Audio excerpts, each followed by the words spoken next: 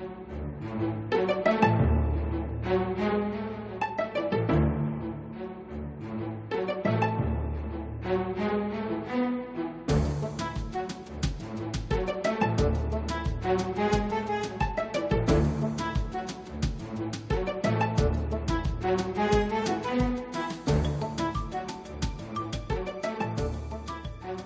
and welcome to Cleveland Classic Cinema. Tonight's movie is 1974's The Texas Chainsaw Massacre, directed by Tobe Hooper. In the summer of 1974, I started hearing about this new horror movie that was supposed to be the scariest film ever made. Since I hear that kind of claptrap all the time, I wasn't very impressed. But I was when I heard the title, The Texas Chainsaw Massacre. Talk about tantalizing. Now, you got to remember something. In 1974, horror movies were still pretty tame, at least by today's standards. The first slasher movie was still yet to be made, and gore effects were as yet in their infancy. Sure, once in a while you'd see a blood spurt or an occasional head roll across the floor, but that was about it. In fact, the worst kind of murder in a movie up to that point was somebody getting killed with an axe. Now they were talking about chainsaws, the mind boggled. I knew I had to see this movie however I could. Unfortunately, in '74, I was still a year shy of being able to go to the midnight movies, which was the only place you could catch this film, unless you had the stones to go to the Scrumpy Dump Theater over on the east side. I was willing to go, but I couldn't talk any of my friends into it. I read everything I could find about it, and the only real article on the movie I could locate was in Castle of Frankenstein, which really didn't tell me much. Just enough, in fact, to make me nearly salivate at the thought of seeing this. The article featured the classic family portrait for the film, which also didn't tell you much. What the hell was on that skinny guy's face? Who was that decrepit old dude that looked like he was asleep? And what was the guy with this chainsaw story? What happened to his face? The article pretty much concentrated on the reaction audiences had to the movie and didn't tell you much about the plot, the making of it, nothing. All it did was make me want to see it more. Finally, one glorious weekend in 1976, I opened the paper and found that the Coventry Theater was having a midnight showing of the movie. I recruited a couple of friends and we drove out to see that movie that Friday. Ugh, man, was it worth the wait. The only other time I felt as I did when I walked out of the theater after seeing that movie was the first time I saw George Romero's Dawn of the Dead. I walked out of there feeling like somebody had hit me on the head with a 2x4. There are several reasons this movie engenders the reactions it does. First of all, the title is brilliant. It sets you up to see something unthinkable.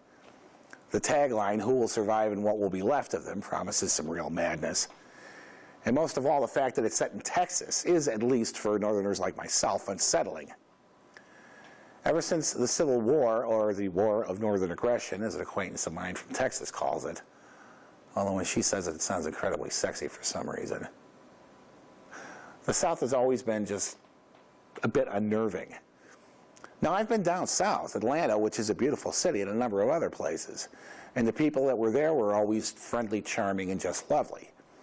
I'm talking about the deep south, deliverance territory, up in the mountains around in the middle of nowhere south.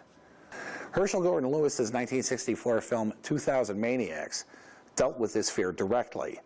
The movie was about a car full of young Northerners getting detoured into a Brigadoon-like town in the deep south that was completely wiped out during Sherman's March to the Sea, and reappears once every 100 years to waylay Northern tourists and take some particularly violent revenge. Like every H.G. Lewis movie, it's cheaply made, full of idiotic dialogue and horrendous acting, but it really builds suspense during scenes and, as I pointed out before, preys on the fear the Northerners share that if they had the chance, some Southerners would gladly take revenge on us for kicking their asses in the Civil War. They are a proud people. I remember sitting in a theater, and as the movie began, reading the title crawl along with John Larroquette's narration, telling us that this movie was an account of the tragedy that befell Sally Hardesty and her invalid brother Franklin. At the end of the crawl, he intoned, "The events of that day led to the discovery of one of the most bizarre crimes in the annals of American history, the Texas Chainsaw Massacre." At this point, the entire crowd erupted into a huge cheer and the film began. I sat there smiling in anticipation as I heard the sounds of someone digging up something over the black screen, the rending and cracking of wood, and the wet rustle of something being pulled out of a casket. How I knew it was a casket at that point is beyond me, but when the first flash of light illuminated what was removed, The giddiness I felt was replaced with a feeling of unease that intensified as the movie continued, especially when the van load of teenagers picked up the hitchhiker. The hitchhiker, portrayed by Edwin Neal, has got to be one of the creepiest characters anyone has ever come up with in any horror movie. Just looking at the guy makes you want to wash. At least Pam has the good sense to object to picking him up. There's no way in hell I'd give a lift to someone who looked like that, and soon enough you find out that giving this guy a ride is not a good idea. After a bit of character development, but not too much, after all this is a horror movie, Pam and Kirk get separated from the others, find the house, and then the movie really starts when we're introduced to the character of Leatherface. Before I go on, let me tell you the story of the man that this movie is very loosely based on. Ed Gein was born August 27, 1906 in La Crosse, Wisconsin. His parents, Augusta and George, were a strange pair from the beginning. George was a violent alcoholic and Augusta was a fanatically religious Lutheran whose faith forbade divorcing her aimless husband. She shunned him, and so did her two good little boys, Ed and Henry. Augusta eventually earned enough from the small family store she operated to purchase a small farm outside of Plainfield, which became the family homestead. As crazy as Ed's father was, Augusta left him in the dust. She was determined that none of the evils of the world would corrupt her little boys, and to that end she forbade Henry and Ed from having friendships with other boys of their age. And while you're at it, stay away from those filthy little girls with only one thing on their minds. Augusta believed that any pleasures of the flesh, including drinking, carousing, and most of all sex, were sins of the highest magnitude, and she would protect her boys from them at all costs. Sex was okay for procreation, but even then it was not for the derivation of pleasure. It was for the continuation of God's greatest creation. She found strength for herself and her boys by reading to them from the Bible, always from the parts of the Old Testament that featured death, murder, and divine retribution for sins.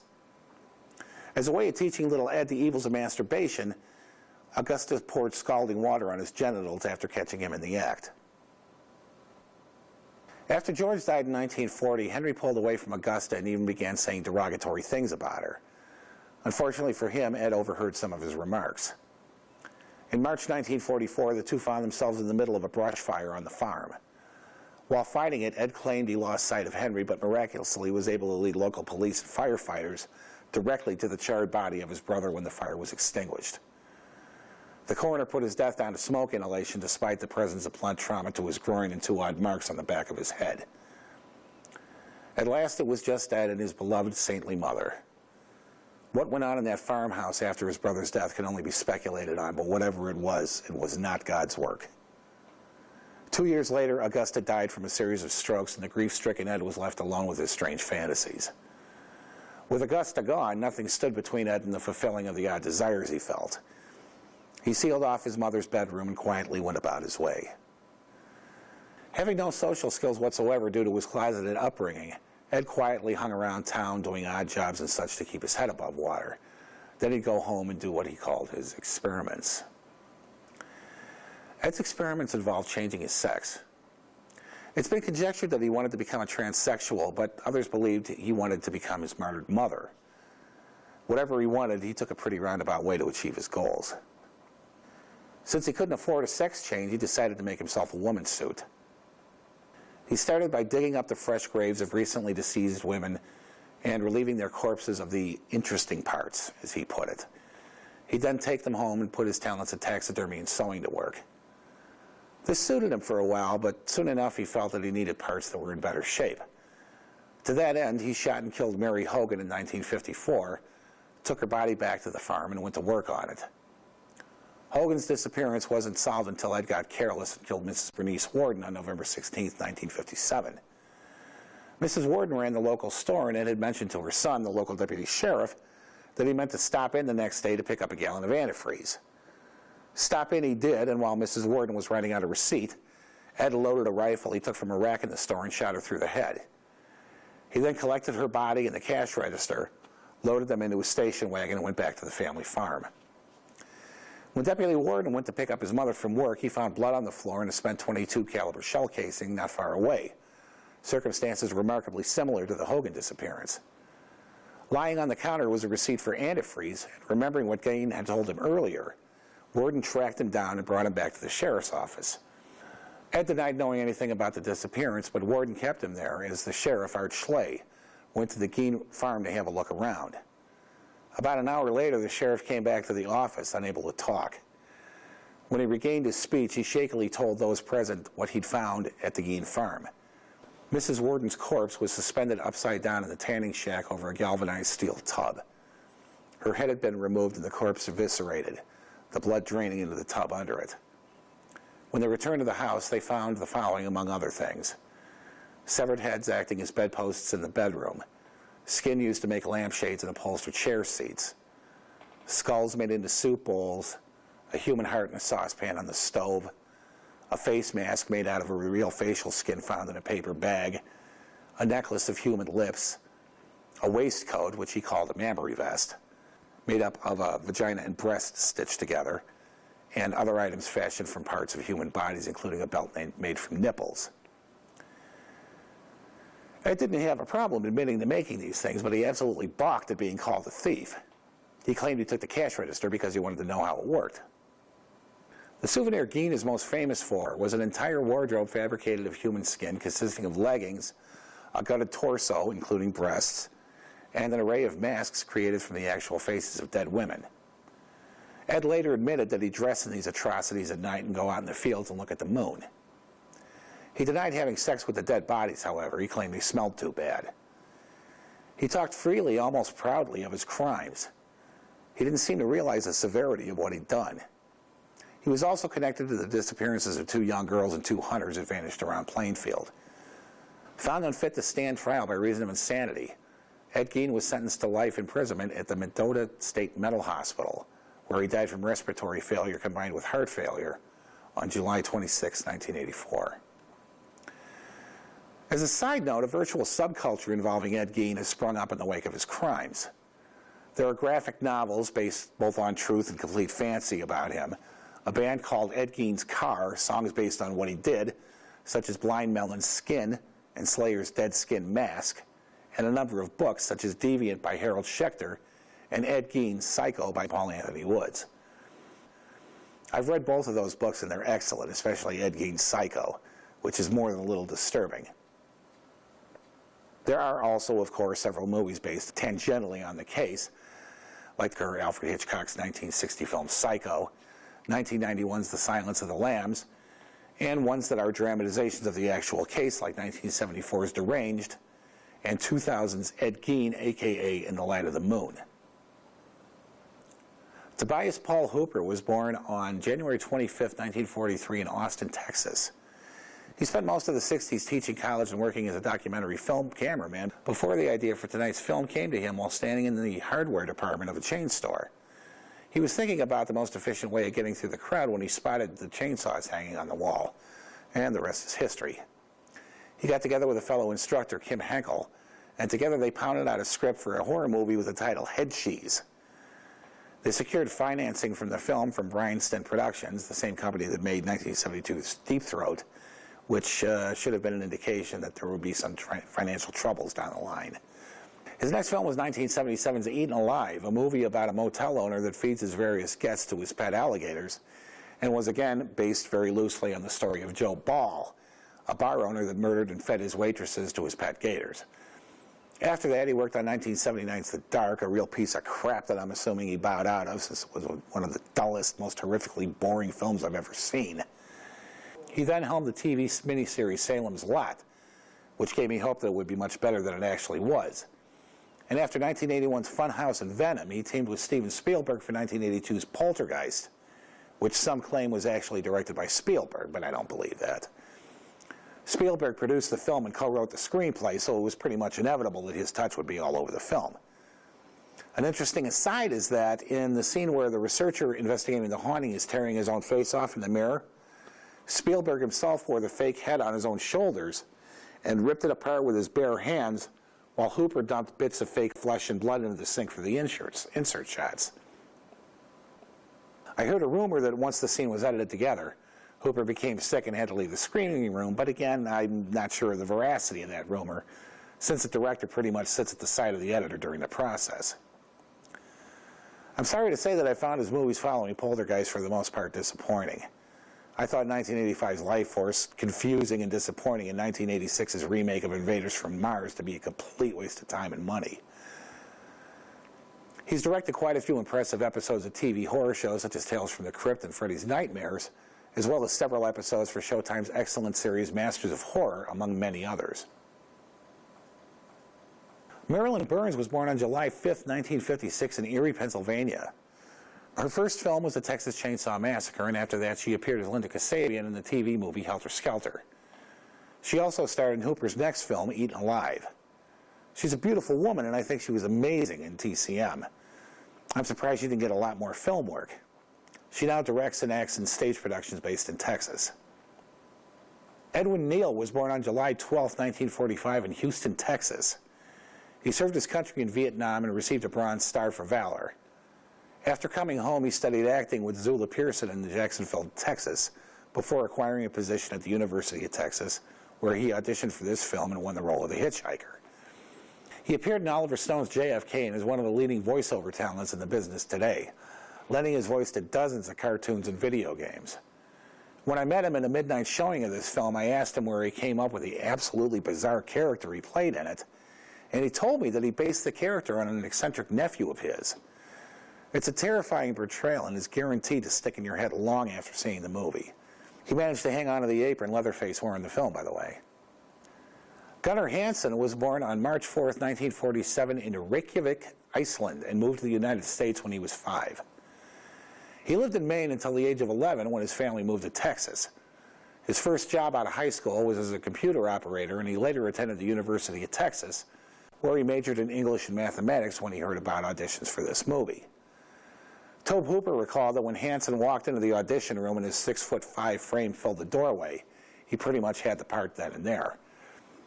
To make him look even more threatening, they gave him a pair of cowboy boots with 3-inch heels to make his already impressive height even more menacing.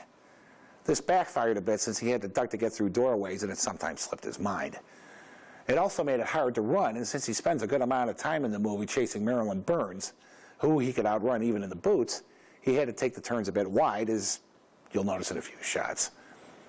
He pursued his first love, writing, while appearing in 27 movies, and makes frequent appearances at horror and sci-fi film conventions.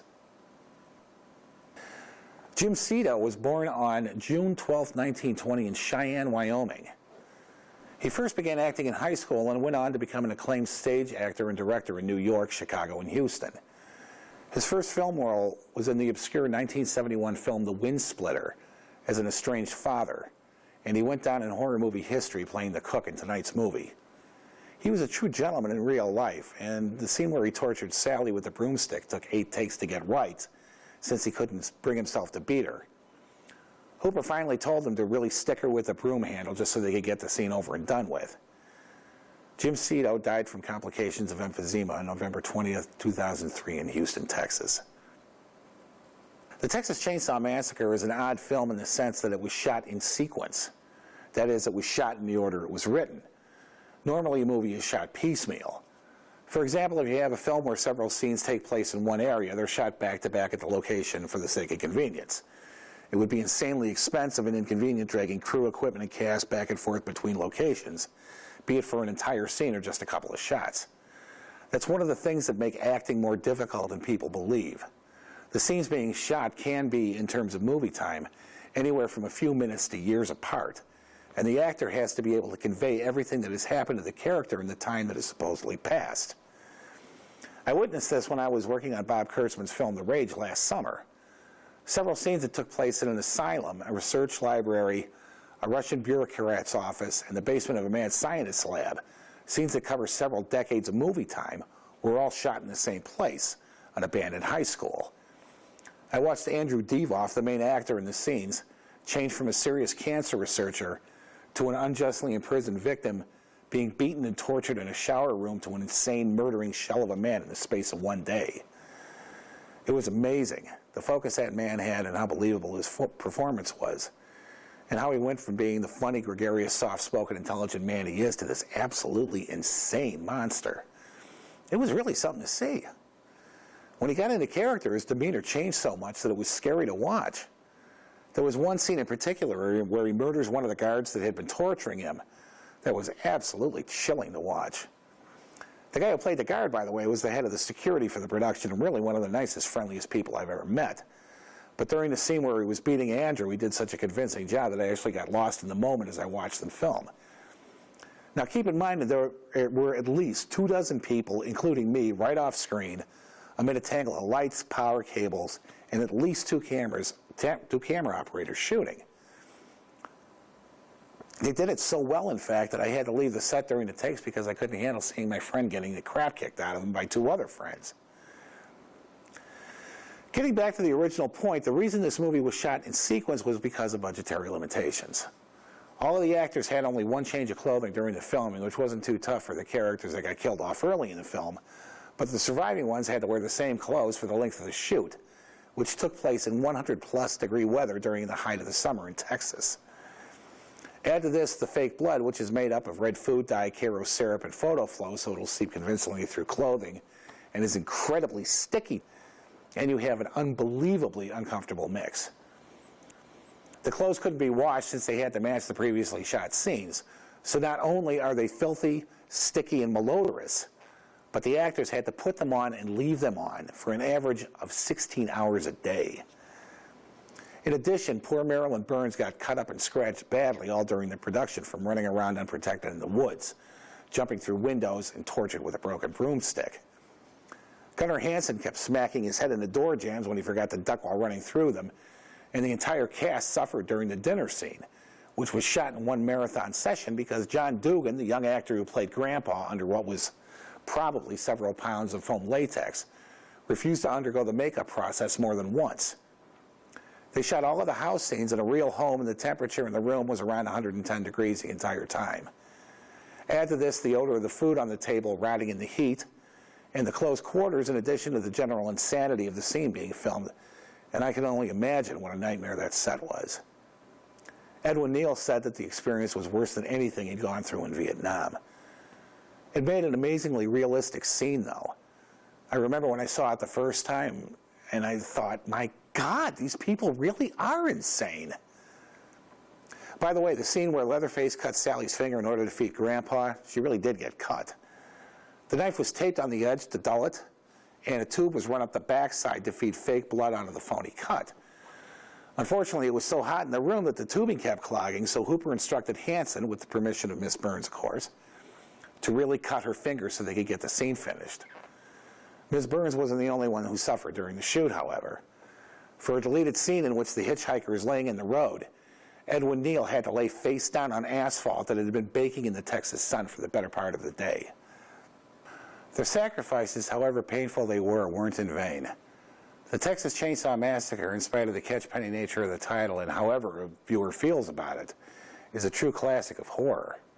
The film is relentless.